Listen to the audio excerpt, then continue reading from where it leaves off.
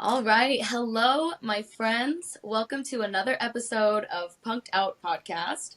And today, I have a super special guest with me, or guests, the Sad Boys. These guys are musicians and producers that remix and create EDM, pop punk, and emo music. And here we have Eli, Georgie, and Peter. And they're everything I've ever wanted to hear in music. I feel like they are my two worlds colliding, and I'm just so happy I was able to connect with them, and I just love them so much. And I can't wait to hear their stories. So without further ado, let's get into it. I know Eli and Georgie are brothers, and Peter is a very close friend. What is the Sad Boys origin story? Like, how and when did you guys get together to begin the Sad Boys project? I just got done with 2 plane rides, man. I don't know if I can answer this question. No, I'm kidding. All right, let me jog my memory You here. look very burnt, by the way. Oh, I got so burned. My forehead peeled like 3 layers. It's really bad. Yeah. I just got back from Punta Cana. I spent a week, and I didn't put on enough sunscreen. That explains So the every- tan. Yeah. Yeah. All right. Origin story.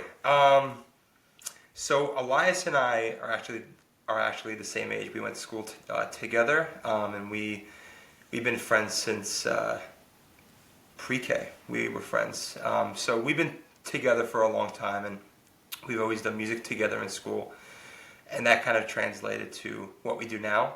And like you said, George is Elias's brother, so we hooked up with him down the road, and this project started in 2020 during quarantine when we would stream on Twitch and do theme nights and just DJ for people, and that's where it all started. It started one summer night, and it's been a ride ever since.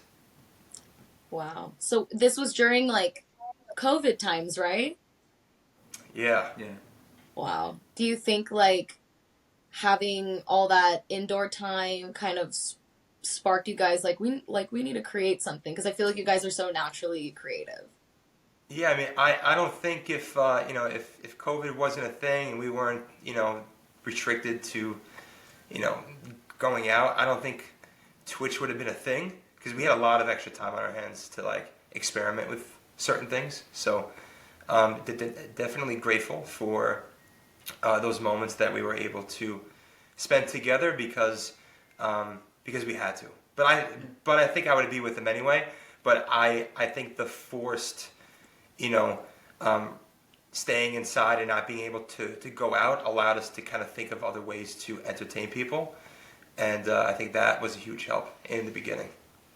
Right. Do you think well, when you guys were streaming on Twitch, were you guys doing like just live DJ sets? Is that what you guys were doing? Yeah, so George was taking reign, but Peter and I have been helping where we all create like edits and mashups, and we really put together sets that we enjoy. And on Twitch, we were doing theme nights like Disney and Broadway. Broadway and EDM, and then eventually. Did we do like a pop punk alternative one? Yeah. But Probably. eventually the style became that. And it was really, there was like a turning point in the music where at one point we had guitars and we had that influence of melodic bass, and we were doing that, but then at some point it was the full on, we were able to merge them in a creative way that we got super stoked about creating, and now we just do mixes of melodic bass and heavy dubstep and mid-tempo and drum and bass, and we just love to bits all of the EDM genres, and we just see how we can merge them together with emo and pop punk anthems. Mm-hmm. So that's been kind of like the recent mixes, and if we do live streams like on our Instagram or YouTube, it's kind of like demo streams and just fun. Yeah. Fun stuff. I love that so much. And I had no idea you guys did like Disney and Broadway because I was a Disney kid growing up. I was a theater freak as well. I feel like that's why we've always connected from the beginning. It just like I can feel you guys. And then with the pop punk and everything, yeah, that's just so close to my heart as I can tell it is for yours. And so do you all produce and play an instrument, or do you all just kind of produce? Does one of you play an instrument? Like, what is your specific individual roles? Maybe each of you can go and like talk about your role. Yeah. Sure. Elias, if you want to start, you can. So I was in the band with both of them in high school for the entire school district years, and so I was a percussionist. And our dad, George, and I, is a piano teacher and chorus teacher at a school district. So we learned the ropes of keyboard and just chords and learning music through him. And then we were able to bring our loves of the instruments that we all go into. So the boys will say what they do. But so I was a percussionist, piano, a little bit of bass guitar, and then I worked the DAW. So I'm the producer that puts everything together as the session, guy and engineer. So yeah. Nice. So, like Elias said, our musical journeys really started in those core memories of band class. I played trumpet for a little while. I've been playing piano since I was like 5 years old. And I taught myself guitar. How many years has it been? It's been a while. Maybe like four, 5, 6 years maybe. Yeah, so I've been, doing the guitar for a while, the piano. And that's what I can bring to the table is some live aspects of those instruments. Yeah. So other than growing up in a band in high school, I have always had a love for playing the piano. As Elias said, our father is a piano guy, and he was also in bands growing up. But now I've taken on the role of percussionist, and that's what I kind of contribute throughout the music and regarding our live shows. But Peter and I have also been starting to merge, our DJ abilities. And we're going to be starting to incorporate both myself and him within our live shows, putting together our sets and playing them out live. So yeah, that's kind of like that's the three of us.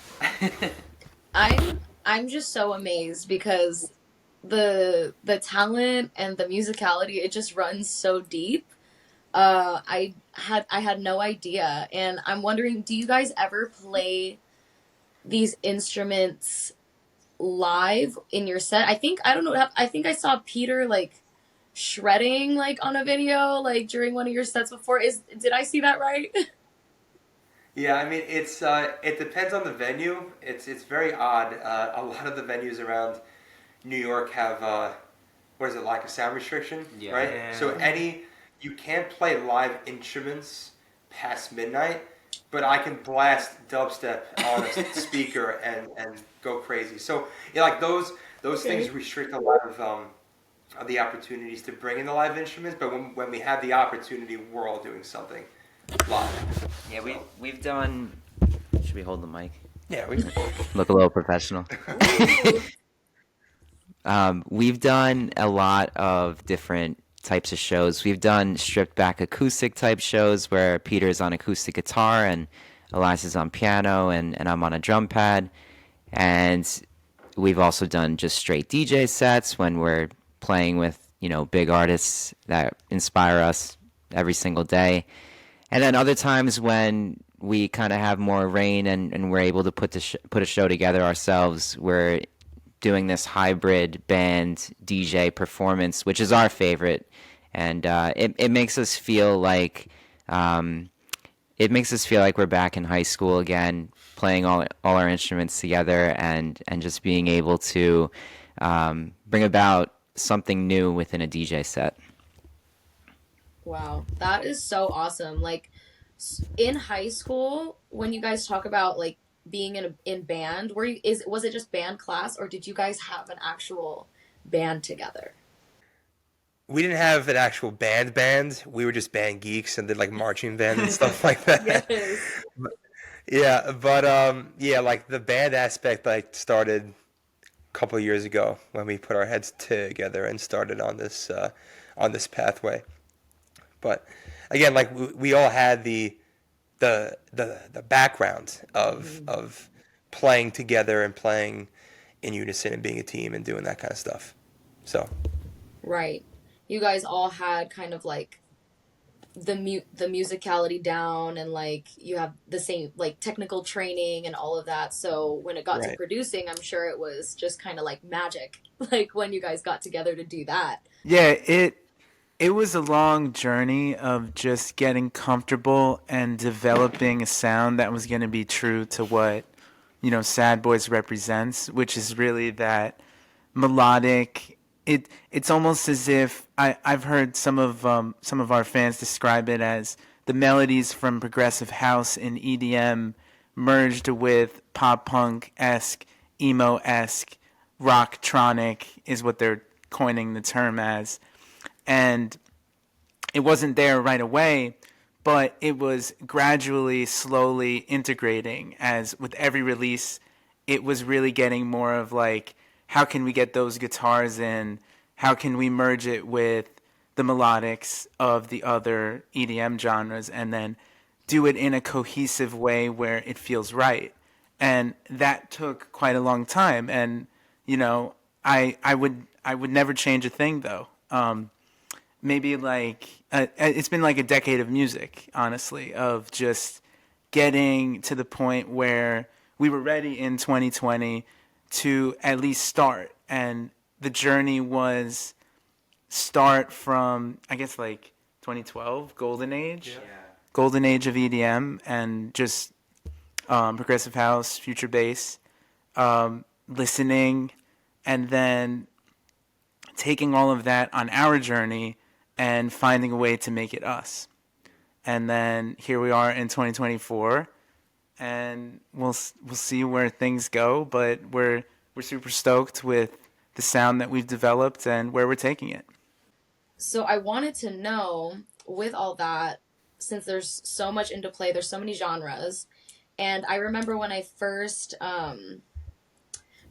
discovered you guys, I was like, oh my gosh, this gives me like Midas, Dab, and Set the Sky vibes, who are artists that absolutely just make my soul vibrate, And so with that, and there's a lot of pop punk when I first discovered you, like I didn't see your earlier Twitch, so I just saw the pop punk and the future bass, melodic bass.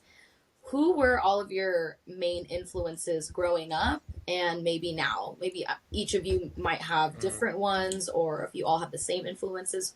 What were you guys' musical influences? That's a great question. Who's you going go first? Who's going? Go on a line. We'll go on a line. I need time to think. Okay, I'll go next. All right, I'm on the spot, but I know mine. Well, as like getting brought into the scene with the emo and the rock and pop punk.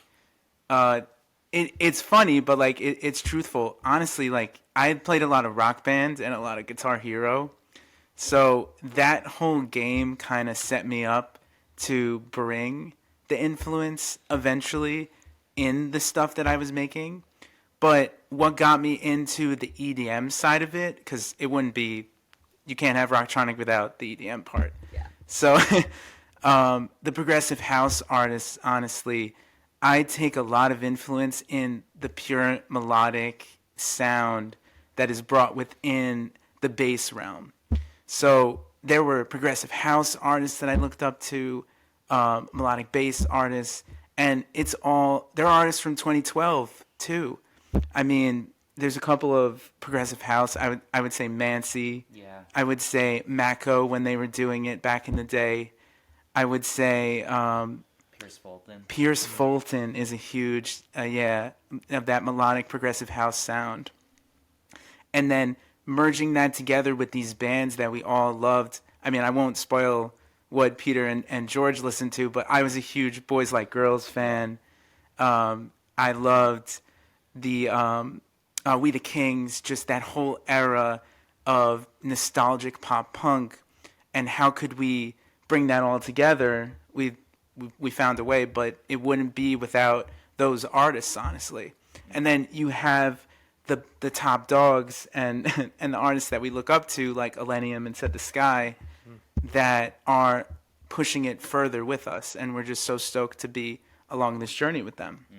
But there are some hidden gems that I'm sure the guys will also explain, that are a part of our awakening in music. So Yeah, my my music listening history is like all over the place. Like I've when I was a kid, the first EDM song I discovered was "Alive" by Cruella, and that got me into the genre.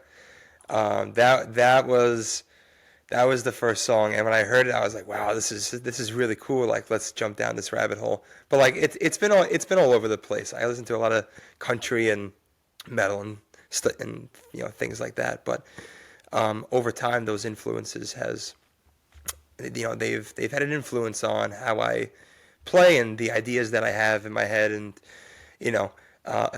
just very grateful for that Cruella song that brought me into the genre at such an early age. So Love that song. And then a band that really has been inspiring me for a long time is the band Camino, and they've inspired my brother and Peter and I a lot. We've been to a bunch of their concerts, and then other than that, a lot of the like sad-esque vocalists out there, like Chelsea Cutler and Shy Martin, and all those, Jeremy Zucker. There's like a whole gang of them, but they've been inspiring us for a long time, and when it comes to songwriting, we find it very important to really bring about those types of vibes that they've brought to their music for many of years.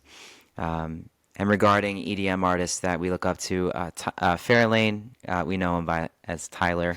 Fairlane is a great guy. He's been amazing to us. We kind of look up to him as like a mentor. And then Said the Sky has been a big one for us. And I'm trying to think. There's so many. Yeah, there's recently we've been kind of going in a new direction with heavy music, and Blank has been a big inspiration to us, and his team has been very very believing in us, and it's been nice to work with them, and yeah, so those are all of our inspirations.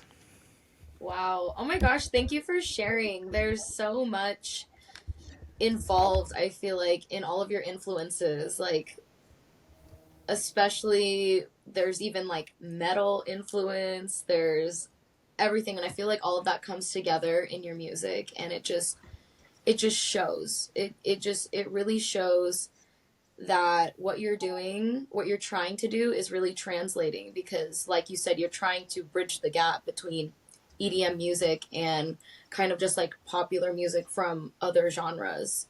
And I feel like even, back then, like the whole Disney and the Broadway, it comes through because it's theatrical, it's melodic, it's nostalgic, and I just feel like you guys are fulfilling your mission Thank you, doing Sam. it very well. Of course. And Just going back, I love that question. We wanted to revert it back to you because we know you've been doing a lot of vocal type work for other artists, and we're big fans of what you do, and we wanted to know a little bit more about kind of like what you grew up listening to. yeah.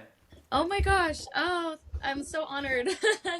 Well, so I always say like my number one biggest influence and heroes is Simple Plan. I was Ooh. born in 1993, so when I was like 8 years old and up, I was listening to Blink 182, Simple Plan, Yellow Card, Taking Back Sunday, all those early emo bands, Sugar Cult, all of those bands just made me who I am, and it's the reason for all of my, my silly TikTok videos and all of that. Love And it. then as I got into my early 20s, I got introduced to the rave scene, and I was smiling so much when Peter was talking about the song Alive by Cruella, because the way I have listened to that song on repeat, like, like literally a million times, because that song literally makes me feel alive. And Yeah. the moments I've spent in my room just like jumping around like as if I'm at a show to that song. That it's so Yeah. dramatic, but like it's so real. Like I feel that. And then there's Set the Sky and Davin and Midas. And when I got into the rave scene and I realized like that was a kind of music. Oh, also, I've talked to Eli about this. How can I forget? Porter Robinson is my number one. That's my hero. That's my everything. Like that is the person I look up to the most. Like if I were to pick two people that I idolize in this world, it's Pierre from Simple Plan, and it's Porter Robinson. And Yeah. Yeah. something about them. And yeah, there's so much more. Like I'm sure you guys get it. Like there's so many influences I can mention, but that's if I'm to put it briefly, that's what I would say. As a pop punk kind of fan, like, it's cool to see Porter actually going that route a little bit with he just released a new song, but the one prior to this one, it had a lot of that kind of Cheerleader, nostalgic. yeah. Yeah, which is cool for us and you, because it's nice to see him also dabbling a little bit in rocktronic. Absolutely. My friend actually, I remember I had just listened to the song. Every time Porter releases a song, I listen to it and I start crying. It's so dramatic, but like I can't help myself. And my friend sent me the music video and they were like, "Yo, Porter's new song is so pop punk coded. Like, Yeah. make a video to this, please." I was like, "You're not wrong. Like, this is everything." And the recent, I forgot what it's called. Knock Yourself Out or something. Yeah. Is so it's so hilarious, and like the music video is so funny. But Cheerleader is, I love that he's going in that route. It's like he hears us, he hears our Yeah. wishes, he knows what we want. I love it. I love it so much. What's your guys' favorite song to perform live? Oh. Maybe each of you have a different one. I don't know. I know, loaded. Darn. There's too many. I know. Does anyone have one? There's know. so many special edits. Yeah. Wait, so are you talking about DJing or are you talking about playing like live? So I guess performing in general, like when you guys do a set, maybe there's a couple, like let's say if you want to pick one that's where you're doing live playing and maybe like a remix that you've done that really speaks to your soul, that you love, that the crowd responds to you really well. Like what do you enjoy performing? You don't have to pick just one. Okay, yeah. So there's this Knock 2 edit that we play almost at every show, and like just the reaction of the crowd is so awesome. Yes. Oh my Yes. God, it's so good. That one's really good. I like the hard edit to Romeo and Juliet. That's really awesome. And I'm not gonna say anymore because I don't want to take any away from them. But there is a remix that that was recently made and played that is awesome. So I'll let one of the guys say it. If There's, darn, I don't want to take all of them away from George. You guys are so sweet. Like you guys love each other. Well, there's a couple of edits. First of all, every edit we make, like we carefully craft it with the instrumental and the acapella, and we really want to like tell a story behind the mix that we're making. So we found we recently found, George was the genius that found that it works, but I think it's pronounced Sojourn, right? Yeah, It's a Midas and Crystal Skies. Oh, right, sorry. It's a Seven Lions and Crystal Skies, a collab, and it works perfectly with yours truly. And I found a way to do a little edit, and that was really amazing. It makes it so that we're able to play it in like a DJ setting because it's more of our acoustic song. And couple of good ones, I would say. Lonely Nights. I really love jumping around on stage to that. And then I'll leave you. I think I know what edits you want. What edit you'll say, but I'll try not to say that one. There was one other one. There's an iconic. There's a Fairlane ID.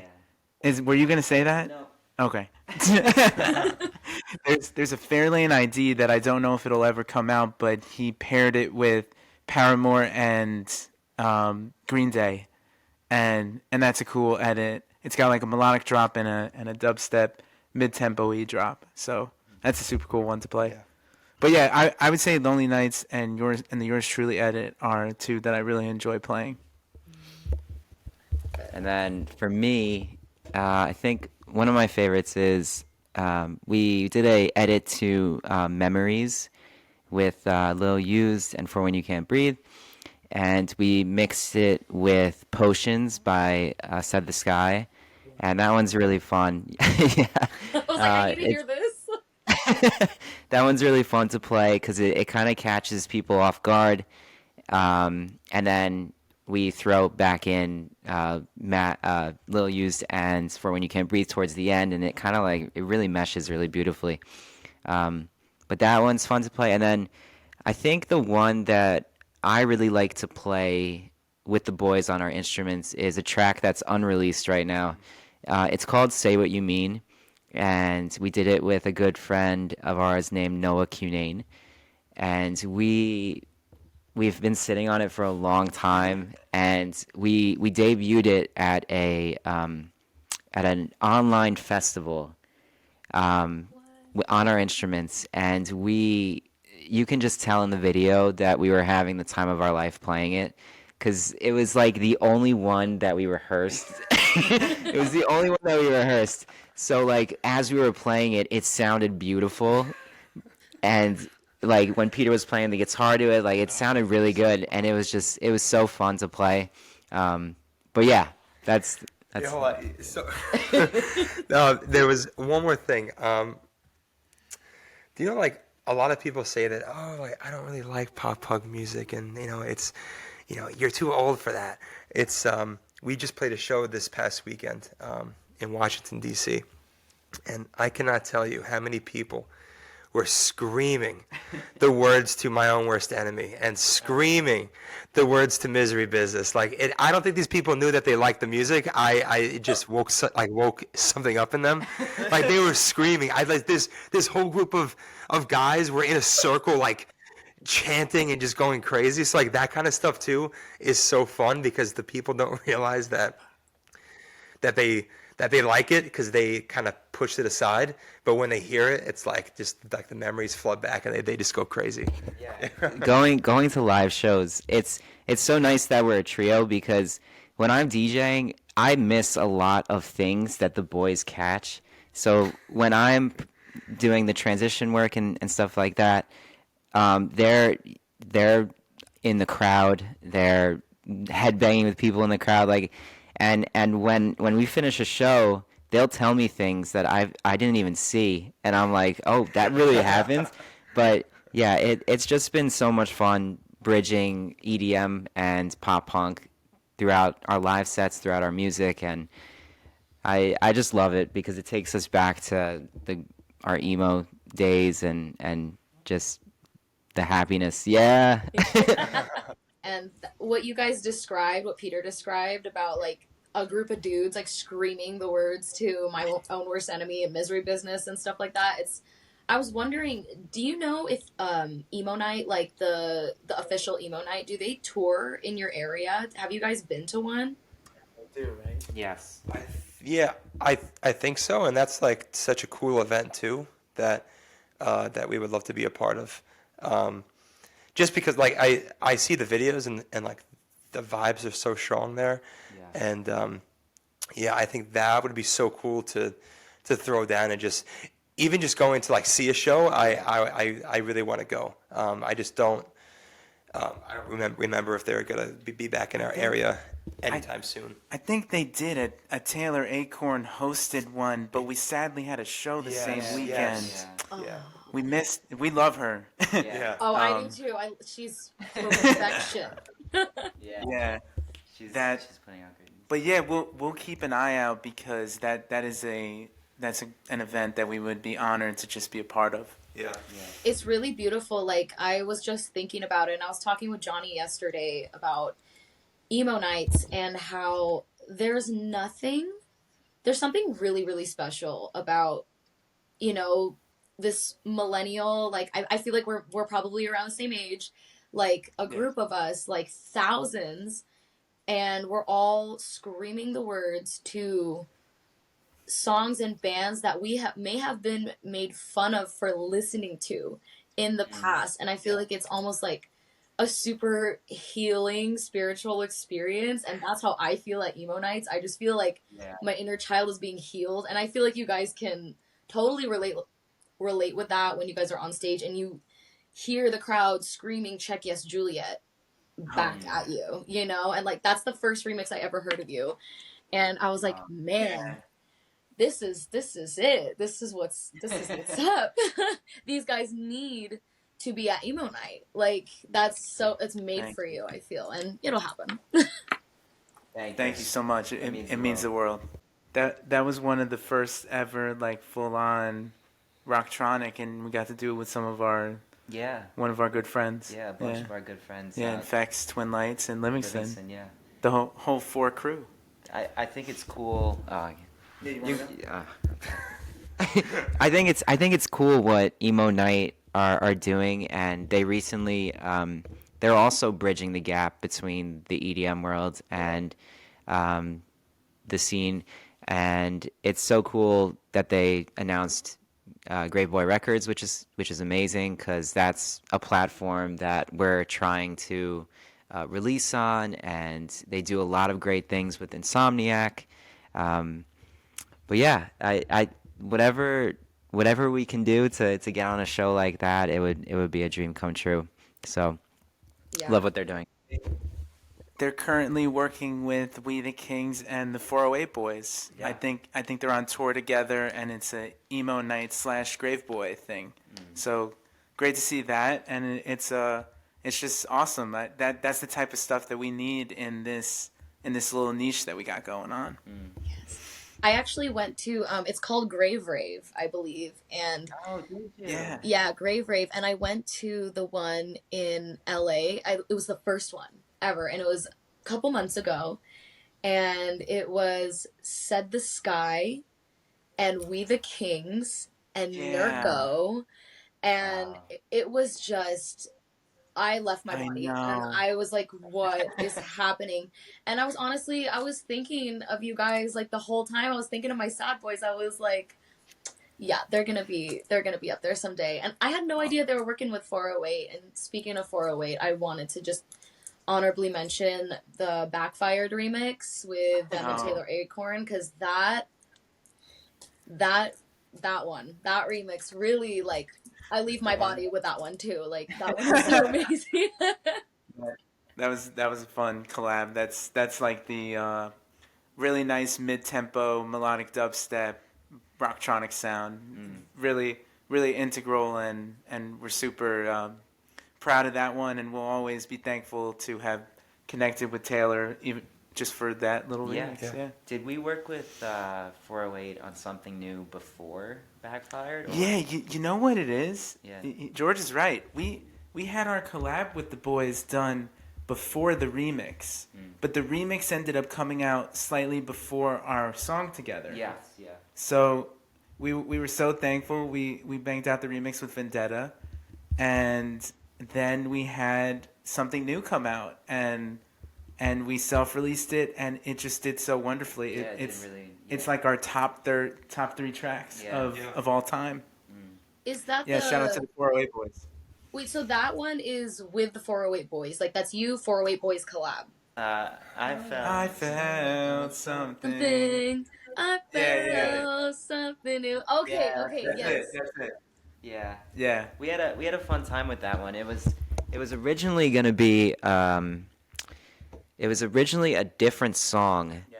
And then Mark, the lead singer of 408, said, "You know what? I'm gonna get my guys on this. I'm gonna rewrite all the guitars and we're gonna make this like more of like a pop punk and less EDM-y," which really worked out in the end. And it was a nice breath of fresh air for our community that we've built. Yeah. And I can't say enough good things about the 408 Boys. They're super talented and they deserve all the opportunities that are coming their way.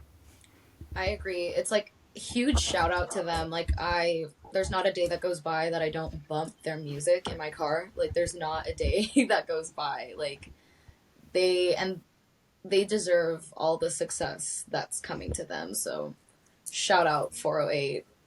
So what is coming up next for SadBois? Do you guys have like kind of a plan laid out, tours or albums, or is it just flying by the seat of your pants? Like, what's the plan? What's next?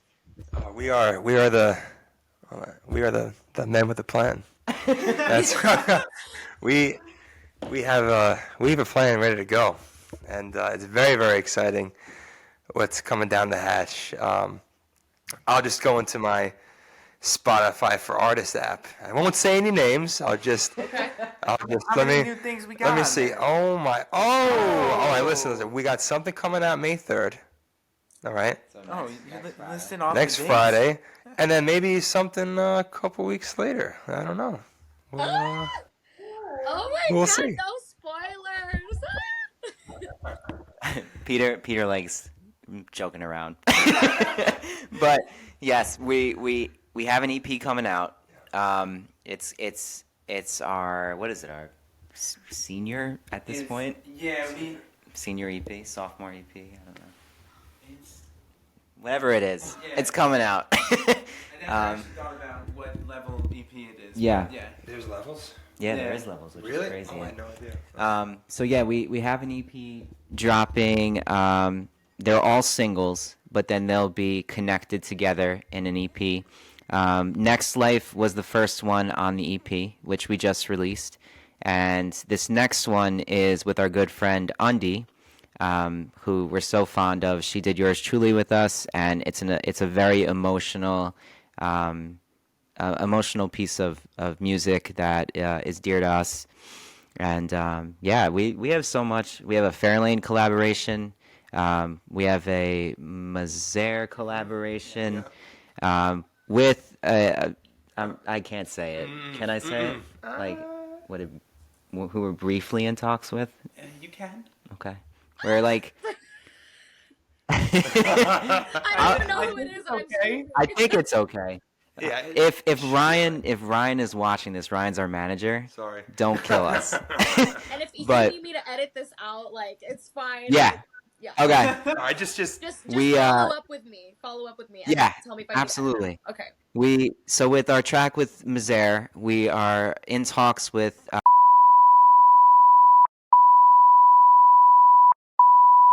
And that'll be. It's kind of crazy. I'm on the verge of tears, but Elias can go. Don't hand it to me. I'm crying already.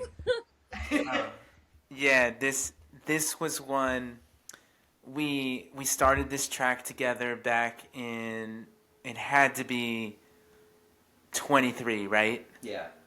And we had a whole top line done, and we were just waiting for the right moment.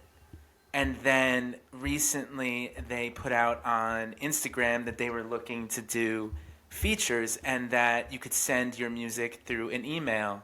And we got, luckily, not chosen per se, but we have a chain where we're speaking about it. And we'll see where things go.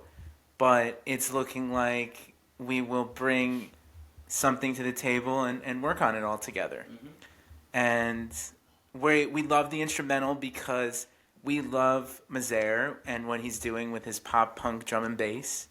And he loves what we were doing with our, pop punk-esque EDM. And we just came together so seamlessly and created a cohesive body of work, and then we're ready to go. It's one of my favorites because first of all, I want to say that I'm very thankful for Mazer and his team because he's given us the Ophelia platform to do our drum and bass, take on pop punk EDM with our song that we did with Glass Cat, and that was our Ophelia debut, and that was that pop punk. It wasn't per se pop punk meets D&B, but there were some of our friends on that compilation that did pop punk-esque drum and bass, which was super cool, like the SadBois. And yeah, but that's going to be happening for I don't know when. Yeah. Another fun fact about it is, and I'll keep the camera on you, and then you can lip sync what I'm saying. Another. I'll do it. Here, Peter will do it. Ventriloquy. Another really cool fun fact about the song is that we worked with Spencer Jordan, which is the writer of almost all of Knox's music, and he wrote the song in like 2 days on the treadmill when he was working out, and he just sent it to us. I don't know if Peter heard it because he was in Cancun. Yeah, no. So I sent it in a group chat with Ryan and Eli and Peter. Yeah. But now, as soon as we get off, I'm going to surprise him with it. But yeah, I thought it was really cool how we're after the Next Life collaboration. A lot of the Nashville scene kind of gravitated towards what we're doing, and it was very well respected by a bunch of people out in Nashville. And we got super connected with the artists we work with, Sam Varga and Natalia Taylor, who are amazing. So yeah, we're just super happy with how things are going and what's coming, and yeah, they're cooking. Yeah, I don't know how he wrote it while running on a treadmill. When I'm running on the treadmill, I'm fighting for survival. Like I'm trying to breathe and not like slip and make a scene. And this guy's writing a song. That's nuts. I love it. That's so alien. Like, he's not human. He really isn't. He's so talented. That's so incredible. But guys, thank you so much for sharing that and for talking to me about your story and sharing with us a couple of secrets. I'll still check up if we can release that info before. I'll give it like a whole week, so don't worry. Okay, but is there anything else you guys want to mention before we depart? Just a big thank you to you and your community and everything that you do for the music scene. And I say this all the time that we love doing this kind of stuff because it just brings a more personal aspect to us and the people who do music. So we just appreciate you taking your time out and having us here, and just continue doing what you're doing for the music community, because it's really well received and well appreciated. So thank you. Thank you. That means the world to me. I want to thank you guys so much because I'm truly a huge fan, and this is it feels like a dream being able to just chat with you guys about this. Like it's surreal, and I'm so happy and I'm so hopeful for the future for you guys, and I can't wait to see what's coming next, and neither can everyone else. So if you must, if you are watching this, you must click the links down below. I will link everything related to SadBois in the description.